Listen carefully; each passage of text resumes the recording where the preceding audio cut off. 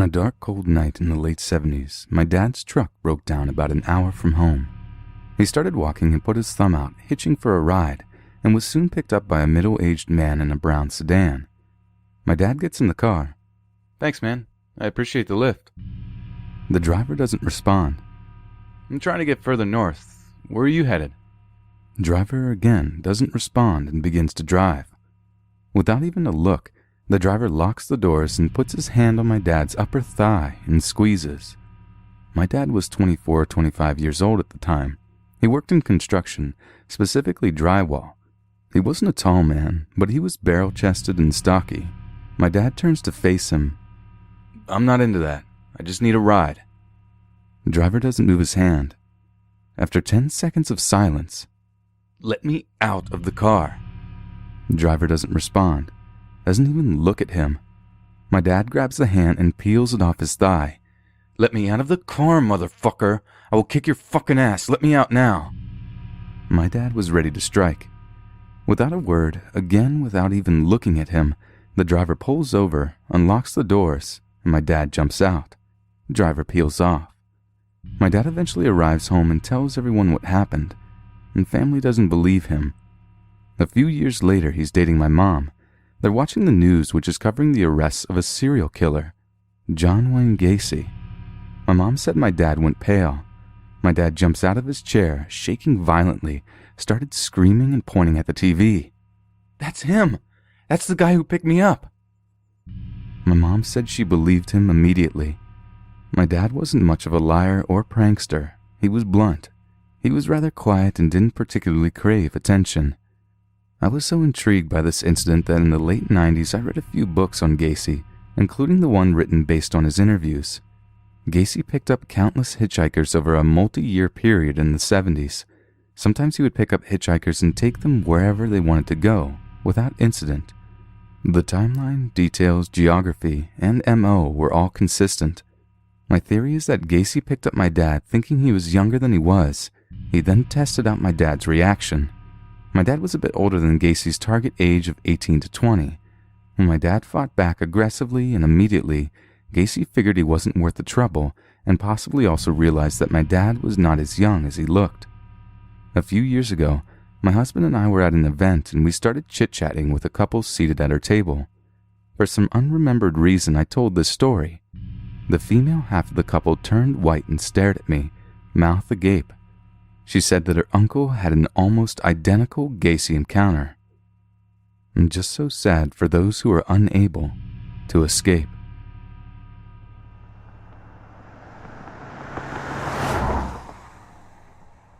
So this was told to me by an old family friend, Nikki, numerous times as a kid growing up, as one of those life advice stories to keep in mind through the years. And to her credit, I've never forgotten it. Whenever anything associated with hitchhiking comes up, it always springs to mind and probably always will. It makes me a bit ill whenever I think about it, actually. So Nikki, who grew up at the same time as my dad, so this was about the early 80s, I believe, was a young woman in her mid-20s.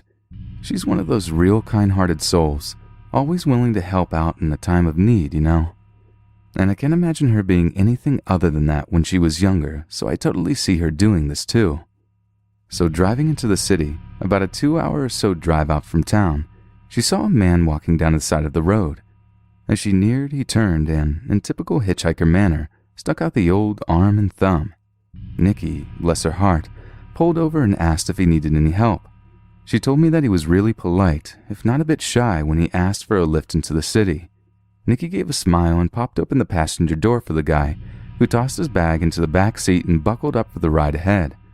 They talked pleasantly for most of the trip, about friends, the news, etc. You know, happy small talk. She felt that they were getting on really well and even bought him dinner at a pit stop a little over halfway there. She says he seemed really flustered and awkward when she paid. But one of the things they had talked about was money and how he was pretty dang strapped for cash, which was why he was hitchhiking in the first place. But he eventually relented and they went on their way. As soon as they got into the city, he thanked her profusely for the ride and the food and asked to be dropped off once they hit downtown. Before getting out, he asked for Nikki's phone number so he could contact her someday and catch up. Thrilled at the prospect of knowing how her new friend was faring, Nikki wrote it down for him and drove off with a warm feeling of a good deed done. Now, I'm sorry if you were expecting something creepy to have happened by now, but I think this is what freaked me out so much as a kid. How nice everything seemed to have worked out. Nikki gets this crease in her forehead and a funny look in the eye when she tells me the next part. How a week later she got a phone call from her driving buddy.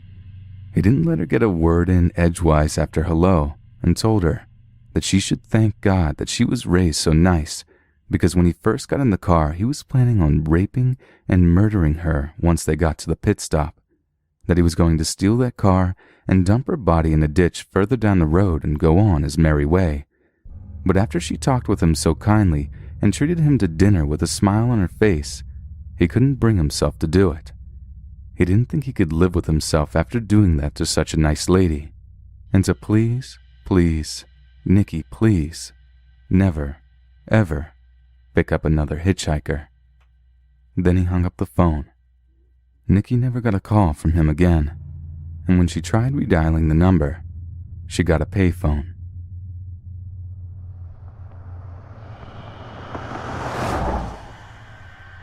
This happened when I lived in Missouri about 10 years ago. My live-in boyfriend, Red, had a best friend who lived much further north from us, about a 3-hour drive along the interstate, so they didn't get to see each other all too often. Occasionally, Jim, Red's best friend, would come down south for a long weekend and stay at the apartment with us. He was an attractive, successful guy who loved to dote on his friends and have fun, and as such was always looking for adventure. On this particular weekend, Jim showed up to our door with 2 people and a dog in tow. Apparently, as he was driving down the interstate, he noticed the group hitchhiking, and because Jim loved adventure and was a generally nice guy, he picked them up. They were looking to go much further south than where we lived, and since it was late when they got there, we eventually agreed to let them sleep in our living room overnight. Now, let me just say that I know that's a sketchy situation, but because we were young, I was 18 at the time, and trusted Jim, who would be sleeping in the living room with them, and they seemed like generally kind people, we allowed it. This isn't something I would ever consider at this point in my life. In any case, the hitchhikers' names were Tammy and Keith. We were under the impression that they were boyfriend and girlfriend, and they both seemed really quite nice. We all sat around drinking that night and had a pretty good time playing games and hanging out. We made a bit of a party of it and ended up inviting over another friend, Jack, an intense big guy of Samoan descent who could get very protective of his friends, but was just a big friendly teddy bear in general. At one point, Tammy brought her dog out to do its business. Jack went with her to smoke a cigarette because we didn't allow it in the apartment. It was a hot summer evening, and back then we were too poor to run the AC all the time, so we had the windows open. About 15 minutes after Tammy went to take the dog out, we heard the screeching of tires and the most pathetic, sad yelping I have ever heard in my life. I can still hear them in my mind to this day. We ran outside to see what was happening, to find Tammy bawling while Jack carried her dog in his arms towards our door. Apparently the dog ran out in front of a car. He was unleashed and was hit in the hindquarters. He wasn't able to walk and was whimpering. His hind legs looked very wrong. Jack was a kind person but wasn't always known for his tact, and after he set the dog down on our front lawn, he looked at me and Red and told us, loudly enough that Tammy would be able to hear, that he thought the dog was a goner because he could see blood coming from his nose as if his lung was punctured. This is also the night that we met our upstairs neighbor. She heard the commotion and came downstairs to see what was happening. As it turned out, she was a technician for the local animal hospital. Because Tammy was a drifter, she was kind enough to take the dog in that night and do what she could.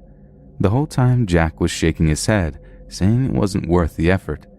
However, the kindness that my neighbors showed that night was amazing. She and Tammy left together with the dog and were gone for a few hours before Tammy showed back up at our door, her face stained with tears. Her dog passed not long after they brought him to the animal hospital. The night was understandably somber after that point. The next day, Red and I felt badly about Tammy's misfortune with her dog and told her and Keith that they could stay another couple of nights to get everything together before they started on their way again. By the time Monday came, Jim was getting ready to head back home, and Red and I had to go back to work, so we made an agreement with Tammy and Keith that they could stay for another night as long as they found other things to do during the day. As much as they were okay to hang out with, We didn't want them sitting around our apartment alone, so we would tell them to come back around the time we would get home. On Mondays, I would get out of work first before Red. By the time I got to the apartment, Tammy was already sitting on the front steps smoking a cigarette. She looked nervous. As I let her in, she mumbled that she needed to talk to me about something. Once inside, she started telling me about her relationship with Keith. They were not actually boyfriend and girlfriend. They were strangers to each other. She met him somewhere north of St. Louis just a day before they met Jim, and he seemed nice enough, so they started traveling together. "Have you seen his backpack?" she asked. I had, but I hadn't really thought anything of it. Everyone's got stuff, right? "Have you noticed how protective he is of it?" That I hadn't noticed, but thinking back on it, he did always seem to have it tucked beside him or behind him wherever he sat, and never had it too far from him. Again, that didn't seem too terribly odd for someone whose entire life was likely in that backpack. "He's got kids' clothes in it, like little kid clothes. I caught him pulling them out and sniffing them the other day, and every piece he took out he would lay down flat on the grass as if he was making a little person on the ground." This definitely got the alarms in my head going. Tammy also said his wallet had a driver's license in it that was either not his or his name wasn't really Keith. She said that when she had her dog with her she felt safe, but that she didn't want to travel with him anymore and she was scared. "Have you ever noticed his tattoos?" she asked. I had noticed that he had tattoos, mostly along his neck, and I could see a little ink peeking out below his sleeves on his arms. "Yeah, he keeps pulling those sleeves down along his arms because on his right shoulder it says Aryan, and on his left it says Army." Well, Red was 100% Bengali, which meant that most people assumed he was Arab. This story takes place a couple of years after 9/11, and he was unfortunately used to people giving him looks or more because of his skin color. Once Red got home, we talked about it. He was also creeped out about the kids' clothing, but quite worried about the implications of Keith's tattoos. So as young, inexperienced, non-confrontational people, we decided we were just going to lock all of our doors and pretend no one was home when he inevitably showed up that night to sleep. When he did, we stayed quiet until he went away. Our apartment was on the second floor, so we were able to watch him out of the corner of a window until he gave up and left. I remember having to stay near silent for almost half an hour as he hung out around our doorway and glanced down the street looking for signs of us. The next couple of days, we allowed Tammy to stay with us. We learned that she was 17 and she had run away from home, convinced that she hated her life at home and wanted to go on a journey to discover herself. But the longer she was away, the more she hated being away, and now she was scared to go anywhere without her dog.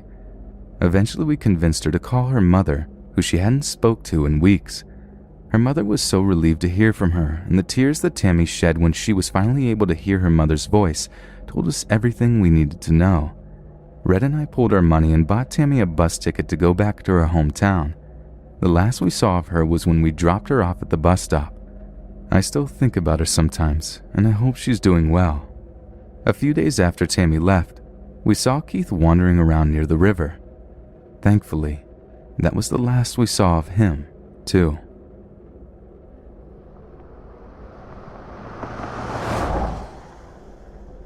This story was told to me by my grandma, as unfortunately my grandpa passed before I was born.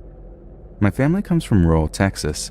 My grandfather worked for a farmer and had to check oil wells at the end of the day.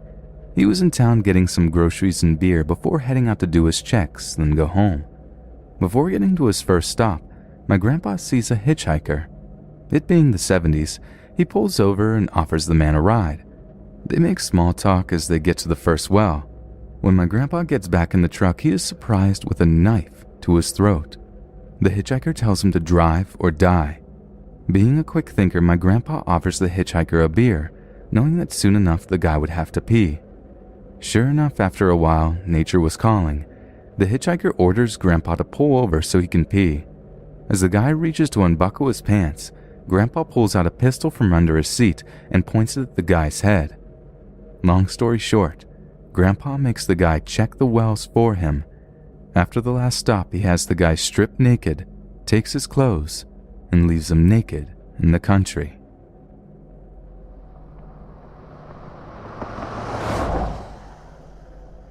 I was driving back home early afternoon from Palm Springs on what would be a 2-hour drive. Earlier that day, me and a male friend were out hiking on Mount Jacinto. I was tired, so I fell asleep on the first hour drive home. This happened around 2:30 p.m. when we stopped for gas somewhere between Murrieta or Rainbow, California. The place was well populated and even had a Target down the road. It was not far from a freeway exit. While my friend was pumping gas, this teenager around the age of 17 to 19 came up to my friend asking for a ride. He even said he'd pay. I was just waking up from my nap, so by the time I was fully awake, I saw this teen already outside my passenger side door, and my friend agreed to give the kid a lift. I gave my friend the silent, "What the fuck, dude" look as they both got in the car, but kept quiet as not to stir anything. I wasn't able to get a good look at this teen, but from my observation, he was a white kid, dark brown black hair, possibly aged 17 to 19, 21 being the oldest. He wore all black, possibly a beanie, had a backpack and an older model LG phone or similar. He smelled strongly of weed and some other musk. He looked like an emo kid to me.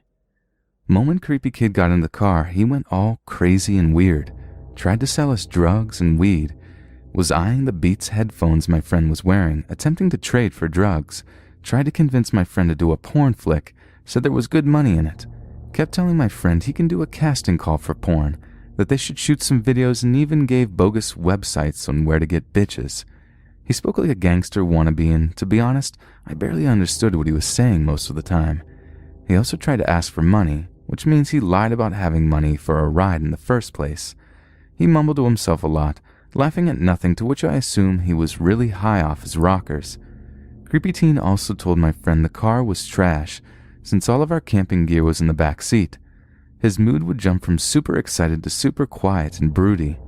I was quiet to near silent this whole time and obviously scared. What I didn't know was that he could see my facial expressions, which was mostly about to cry, from the passenger side view mirror. The kid noticed this and asked me in a serious tone, "Why you acting so weird?" and went really quiet from that point. My friend tried to distract him a lot with small talk, while I scanned the road for a possible escape plan. Every time we asked the kid where we should drop him off, as we originally agreed to drop him off a few streets down, the creepy teen's tone changed and says, "Keep driving," and then would switch back into pimp happy mode. I finally and quietly signaled my friend to drive onto a crowded exit where there was a diner and gas station. At least there would be witnesses in case this goes south bad. Thank heavens for rush hour traffic. Lied we were doing a store stop because creepy teen noticed we exited. Then once we parked, told him nicely and calmly he needs to go. Took a while to convince him to get out. Clearly creepy kid didn't like me, and I was scared out of my mind. My friend's car was also this old clunker stick shift. It tends to die or sputter and the gears sometimes get stuck, so it took us a good 10 to 15 seconds to get back out the parking lot. The creepy teen gave me a long stare down. I can tell he was pissed at me, though he seems to have liked my friend. By the time we pulled out, I can see he was calling someone on his phone. After we left and drove back to the freeway, that's when I broke down and asked my friend why the hell he did such a stupid and reckless thing, as he was the most paranoid person I know when it comes to strangers. Friend told me that the teen originally approached him saying his mom either forgot to pick him up and he just needs to ride a few blocks down, was almost close to tears too. Spoke normal, although desperate. When my friend said no, the teen motioned that he will ask for permission and went straight for me. I was still napping. This creep was determined to get into our car. My friend panicked and felt cornered as the creepy teen was about to go to my side of the passenger's car, so he decided to play along and do what the kid wants. My friend doesn't do well with confrontations, and in his panicked state, made a huge mistake. He at least admitted he fucked up big time. I pointed out the kid could have easily lured us somewhere, and we could have been jumped or gotten us carjacked, and we are very lucky. Hopefully the kid was only a high and crazy runaway rather than a criminal. This is a harsh lesson to my friend about the dangers of picking up hitchhikers on the road. I also told my friend that if the kid had money and a working cell, he could have just taken the bus or called anyone for a ride from the gas station. Later that night, I spoke to my cousin who is familiar with the area. He told me that the place has a huge transient homelessness problem and is known for a lot of drug dens, mostly meth and heroin. Since the kid, if he was homeless, had a working mobile phone, It's possible he was a drug dealer and was luring us to his accomplices to get carjacked or jumped. I guess we really were lucky.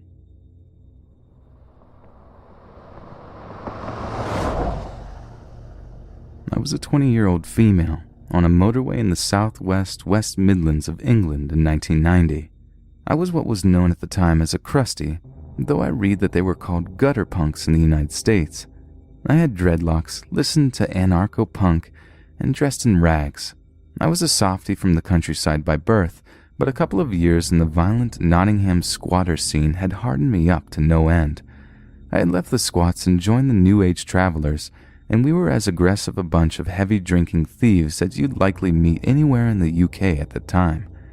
For this reason, I was fearless, but youth and a safe upbringing made me stupid when I thought I was streetwise. As was my habit, I've taken off myself on my own and gone back to my hometown. Now I was hitchhiking the breadth of the country to get back to the site where my friends were. I remember waiting for my next lift at a service station when this battered old three-wheeled van pulled up. It was filthy and didn't look very pleasant, but it was going in my direction, so I was pleased. The driver seemed okay, a bit serious and intense, I suppose, but he said he could take me to the other side of Birmingham, which was very convenient for me. He was distinctive looking. This was the start of the 90s, but he looked like my dad did during the 70s, and my dad was old-fashioned his whole life. The man had thick black hair and a bit of a quiff and sideburns, and he was also V-tan, like he was working outdoors a lot. He was lean with dark eyebrows. I remember him so well because he looked like my dad and also my uncle a little bit. Maybe this is why I didn't feel less at ease with him. So we started along the motorway, and it all seemed fine. I was probably chatting like an idiot as usual, and I remember glancing in the back of the van and seeing a heap of junk in there, bulky and dirty, and some of it covered with black cloth. He saw me looking at it and said it was equipment for a puppet show, which I found bizarre and incongruous. He didn't look like a children's entertainer. He was more like a child catcher than friendly clown. Along the road a bit, he started asking me how often I hitch, and I let him know it was routine for me. He says, "But don't you get scared?" So I say, "No, not really," but the guy won't leave it. "You must get scared." "No, really don't." "Why don't you get scared?" "I can handle myself." So he goes on and on and on. He insists I must be scared and asks me if I am scared now and how I know I would be able to handle being attacked, and I'm getting really irritated. A bit freaked because it seems like he wants me to be scared and I'm giving the wrong answer, but mostly annoyed because the conversation is going in circles. Eventually when he asks why, I reply, "I don't get scared because I carry a knife." This was true, but only a little lock knife for day-to-day purposes. Well, that stopped the line of questions. In fact, it stopped the whole lift. The guy swerved into the hard shoulder at the side of the road and said, "I'll have to drop you off here." Oh, I was surprised and a bit pissed off to be left here, but I got out and grumbled to myself as he drove off. Cars aren't allowed to stop on the hard shoulder, and people certainly aren't allowed to walk along it, but what could I do? I stuck my thumb out and started to walk. About 15 minutes later, a police car pulled up and told me off for being there, but kindly gave me a lift across to the far side of Birmingham to a safe and legal hitching spot, where I was picked up by a minibus full of pagan students who took me right to the traveler site. Years went by. I left the sites and the squats, had a baby, got a job, and the only time I thought about this guy was when exchanging hitchhiking stories with people. This was my second favorite story behind the one about the Christian who drove 100 miles per hour on the wrong side of the road because God will save me, whilst I screamed, "I'm an atheist, he won't save me." After I would tell that story, I'd mention the mad puppeteer and his annoying questions. It wasn't until a couple of years ago that I realized the possible danger I had been in. I was watching a show called Crime Watch on the BBC where they appeal for information, and they had a special on the serial killer, Peter Tobin, trying to track his movements through the years. I follow serial killer stories with interest, so I had heard of him and had seen his pictures as an old man. Then they showed pictures of him through the years, and holy shit, there he was, the mad puppeteer. The picture matched, the time matched, just how he looked in the late 80s, early 90s, just how he looked when he murdered hitchhiker Dina McNichol in 1991. I work for the criminal justice system, so I have level-headed colleagues and told people at work. They agreed I should ring the Crime Watch number. If it was nothing, it could do no harm. If it was something, it might really help. I rang the Crime Watch number and said, "It's probably nothing, but..." And a few days later they rang back and arranged to take a statement. A police officer came to my house and wrote down everything. A few days later, a second officer came to my workplace to get more info and to photocopy a diary I kept back then. Frustratingly, I said nothing about this lift in the diary, and that's how little I thought I was in danger. The Crime Watch website updated to mention the three-wheeled van, and now is reported in some biographies as fact. People ask me now if I truly believe that was Peter Tobin who gave me that lift. I could never be sure, but I think in my mind I'm at least 75% sure I survived a serial killer. At the very least, I now realize how stupid and naive I was, feeling so tough and so fearless. Sometimes when I think of what could have happened, I just feel cold and sick. Because of my job, I realize how many rapists and psychopaths there are out there, and I am just relieved it wasn't my parents searching for answers about one of his victims.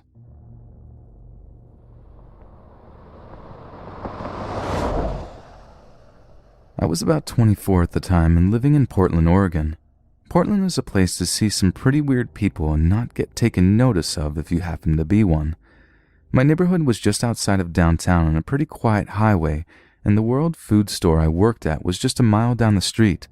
It was a cheap place to live, and if I had to guess why, it would probably be because at least partially due to the methadone patients that were frequently dropped off at the various hotels in the neighborhood.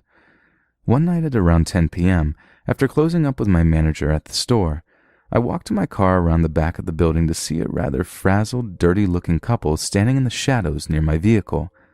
I had lived in the area long enough to know that random mugging didn't really happen. The worst that would happen is that they would ask me for change that I would usually agree to empty my pockets of. They took notice of me as I jingled my keys and started to walk over. It was then that I noticed that neither the guy or girl was wearing shoes or socks. I began to reach into my pocket before they even got to me, but to my great surprise, the guy pulled out a $10 bill and asked if I would please drive he and his girlfriend out of the area. I had heard stories as a kid of hitchhikers killing people on dark highways, but these kids looked to be late teenagers and pretty harmless.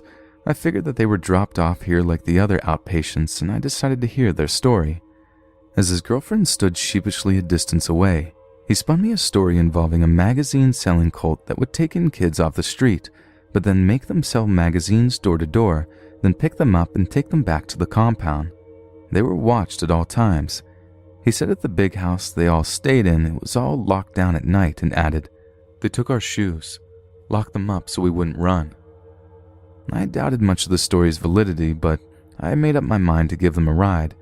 And just then, a big white van with blacked-out windows came screeching to a halt directly in front of my car. The driver was a large Caucasian man in his late 30s to early 40s, with a shaved head and a sturdy build. I didn't get a good look at his passenger. The kids ran for it, and after a hateful stare from the driver to me, he backed out and tried to head them off from the other side. I got them inside the grocery store before he made it into the parking lot. My manager, a tall, intimidating Syrian man, called the police as the van circled the building a few times. It eventually disappeared, probably after the men realized that we had called the police. The guy called his mom, and I drove them to a safe place to be picked up, making sure I was not being followed. They hugged me and tried to give me money, but I would have felt shitty taking it. I drove away before the guy's mom showed up. But to this day, I wish I would have stayed with them until I knew they were safe. I hope they're okay.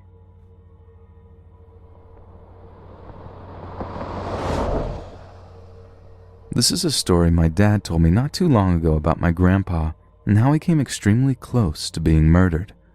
My grandpa used to be a pastor at a local church, and one night when he was driving home from a service, he was still wearing his robes and collar. He saw a hitchhiker at the side of the road and decided to pull over and pick him up like he usually would when he saw a hitchhiker. He pulled over and the man got in. The man was wearing overalls and was also carrying an old metal lunchbox with him. My grandpa assumed that he was a construction worker who didn't have a ride home after his shift.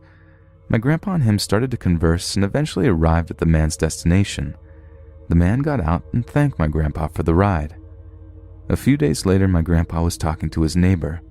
At one point in the conversation, she brought up a story she had seen on the news about a man who would get rides from people by hitchhiking. Then when he would reach his destination, he would take a knife out of an old metal lunchbox and kill the person driving. My grandpa almost fainted after hearing this news. He assumed the only reason he was alive and talking to her was because of the robes and the collar he was wearing.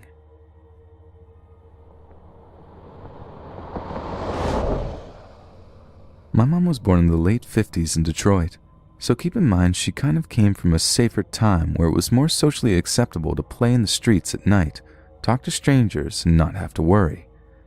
Winters in Michigan are rough. There's snow and sleet everywhere, and you really couldn't go anywhere without a bundle-fuck of clothes on. She was coming out of a local grocery store, and this little old lady came up to her with her face almost completely covered. The woman explained that she needed a ride to her house. My mom was reluctant at first and questioned why she didn't have family or money for a phone call to pick her up. Odd, but she told me she used to pick up hitchhikers a lot, so she figured this frail old lady shouldn't be out in the cold by herself. My mom started putting groceries in the trunk and said it was okay to get in the car. The woman got in the back seat. My mom just figured she was probably more comfortable in the back, so she didn't question it. She puts the car in drive and they go on their merry way. The woman explains that her house was just a few blocks away. When my mom began to wonder how much further it was going to be, the woman just said softly, "Just another block or two." This is where shit hit the fan. My mom comes up to a red light at a busy inner city intersection. At this point, she gets a weird feeling, but nothing too alarming. As my mom is looking around from behind the wheel, she looks in her rearview mirror, throws her car in park, and shoves open the door. That wasn't a little old lady in the back seat. It was clear as day a man that tried luring her into his house, or God knows where. She's right in the middle of the intersection. She gets out of the car and opens the backseat door. She, in her words, told the man to get the fuck out of my car right now. He got up, looked at her, and walked away into the street. My mom never picked up anyone, ever again.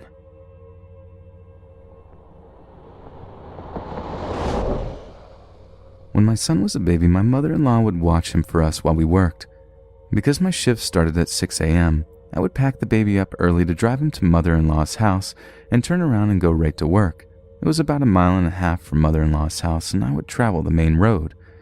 One particular morning, I drove, traveling south at approximately 5:15 a.m. to drop the baby off at my mother-in-law's house. It was mid-October and the sun wasn't quite up yet. Near the side of the road on the opposite side, I noticed an older model black vehicle sitting with no driver or passenger.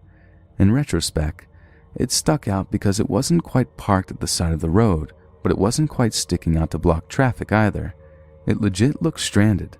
I dropped the baby off with mother-in-law and left to go to work, using the same main road, passing the same area, seeing the same car. But now it's on my side of the road because I'm traveling north. I slowed down because I suddenly noticed a man standing near the front bumper of the car. He was wearing a white button-down shirt, black pants, and was holding his hands up over his head. In one hand he was jingling a key ring with keys on it, in the other hand it looked to be a wallet. Being very young and altruistic, I instantly felt bad for this man because clearly he had broken down at the side of the road with no help. To put this in perspective, back then, not everyone had cell phones, and yes, I'm old now. Altruistic me slows down as I got closer and the man's face brightened up, making me feel even better for thinking about being a good person for helping him. Again, clearly, he was a businessman who had broken down on the side of the road, likely late for work, and there I am to help, right? He approaches my car and he says to me, "You've answered my prayers. Could you just take me about 1 mile up the road?" I said, "Sure, of course. Did your car break down?" He replied with, "Good thing that's not my car." Stupid me then quickly reasoned that it must be his wife's car, and he was just keeping his good humor with such a horrible morning. I motioned for him to get into my car and told him to put his seatbelt on. I was used to buckling the baby into his car seat and always made sure passengers buckled up also. Although back then there wasn't a law for seatbelt use, The things I remember about this incident are so weird. He buckles his seatbelt and I proceed to put the car in drive and ask him if I'm dropping him off at work or where he was going because I just wanted to make small talk with my passenger. Within a moment of pulling away from his car or not his car, he leans towards me and says, "So, do you want to know how many felonies I have?" My heart sunk for a quick second, and I laughed, hoping he would be laughing with me. Silence. So I glanced over at him while still trying to drive and keep my composure, and he's staring at me with the deadpan stare and a smirk on his face. I instantly became panicked and angry, remembering all of the useless self-defense tips I'd learned, realizing that at this point in time, they would do me no good. I was in a vehicle with a stranger that I willingly let into my car. My hands got tight on the steering wheel, and before I could get another thought through my head, he said to me, "Why did you think that was my car on the side of the road? I'm not allowed to have a license, let alone a car, you dizzy little girl." And he was laughing the most horrid laugh I've ever heard. To this day, I'll never forget it. I slammed on the brakes as soon as he called me dizzy little girl. There was barely any traffic, although I was hoping a car would have rear-ended me to signal the police for any sort of help or anything. From the pit of my soul, I screamed, "Get the fuck out of my car, you motherfucker, or I'll stab you!" I didn't have a knife, and I don't know why I said what I said, but he unbuckled his seatbelt and dashed out of my car. I was so shaken and peeled off as fast as I could. I went straight to work and shared the morning's events with my coworkers. I'm shaking right now typing this out. I can imagine the mess I was by the time I got to work. I was crying a lot. It was so horrific. After my shift, I went back to the same road so I could pick up my baby from my mother-in-law's house, and the car was still there in the same spot. I pulled into the gas station. I hadn't seen it that morning because I hadn't been paying attention, and it was still darkish outside that morning, and asked the cashier if she knew who that black car belonged to, and she said she had no clue. It had been there the day before, but someone must have taken the white rag off of it or it blew away because it was gone now. A white rag tied to a side view mirror or car door handle means there was a mechanical issue and please don't give me a ticket signal. I don't know if this is a national trick for motorists, but that's what people do where I'm from.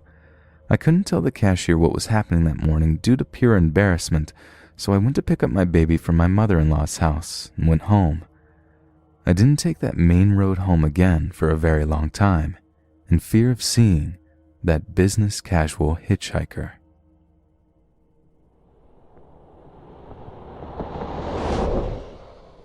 This happened back when I was 21 and living downtown with my boyfriend. I had just found out that my boyfriend, who I had been living with for almost 4 years, had been cheating on me. We were invited to a Halloween party that night and had initially declined the invite, but then I found out about the cheating and told him I was going and he could stay at home if he wanted. We were in the process of breaking up and dividing our assets. The breakup is relevant to my frame of mind. We lived in a rather sketchy area downtown, one of those brand new apartments built in a slummy area sort of things, and any other night I'm the type who keeps the windows up, all doors locked until out of the area immediately surrounding our apartment. However, my mind was understandably elsewhere, and I had both driver and passenger side windows down so I could smoke a cigarette. The first red light I came to on the way to the party was still in the shady part of town. I'm the first car at the light, so I have a full view of a 20-something guy crossing the crosswalk left to right in front of my car. Suddenly, he looks over and makes eye contact with me. I'm flicking ash from my cigarette out the window at this point and may have done a polite head nod and can't remember. Next thing I know, he picks up his pace and walks over to my open passenger window, leans into my car, and asks if he can have a light. When flustered, I tend to be polite, so without really thinking, I hand him my lighter. Was totally prepared to just pull away when the light turned green and let him have it. That's when, instead of reaching for the lighter, he reaches into my car and lets himself in. Just sits down like we're old friends. At this point, the light turns green, and I grab my purse and wedge it in between my left leg and the driver's side door. Apparently, I was more concerned with being robbed than the darker alternative. He thanks me for giving him a ride, and I slowly pull away from the stoplight, cars are behind me, and ask him why he just got into my car. He replies that he could tell I wanted to give him a ride and launches into an obviously fabricated story about needing a ride because his girlfriend had just broken up with him and left him stranded downtown. I tell him that I'll take him to the nearest gas station as I needed to get gas. I didn't. This was the closest place to our location, which was well lit and sure to have people. The gas station was only about 6 blocks away, but it was the longest 6 blocks of my life. He tells me I'm pretty and asks me if he can have money so he can take a cab home. Like an idiot, I offer him the $4 in quarters I keep in my car for the parking meters. At this point, I think I was just ready to make him stop talking and leave me alone. Instead, he starts throwing the quarters one by one down the cleavage of my shirt. What the fuck? I ask him to stop. He just laughs. Then I see it, the gas station. I pull in and tell him we need to both get out so I can pump. He hesitates and then gets out. I have never locked my car door so fast in my life. I walk inside telling him I need to prepay. Instead, I find the first group of people I can, college town and Halloween weekend, so they're out in costume droves, and explain the situation. And at this time, a guy with that group I'm talking with comes in and tells his buddies that guy is out there telling him that I'm his girlfriend and that I accidentally drove away with my purse on top of the car. No. The group of college kids end up going outside, making him leave, and then sticking around until I was back in my car and on my way. I'm so thankful for their help, and I'll never pick up another hitchhiker, intentionally or unintentionally, again.